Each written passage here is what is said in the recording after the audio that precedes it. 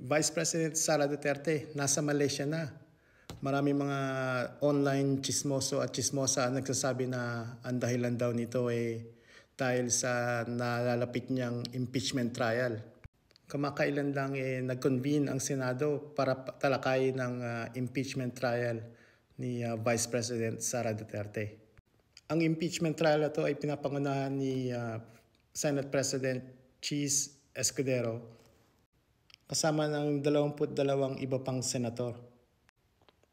Pero binanggit naman ng opisina ng Vice President na ang dahilan ng kanyang pagpunta sa Malaysia para ipagdiwang ang Independence Day kasama ng mga overseas Filipino workers. Kasabay rin daw ito ng pagsasagawa ng program consultation para sa mga kababayan nating OFW na nandoon ngayon sa Malaysia. Kaya yun lang. Bye.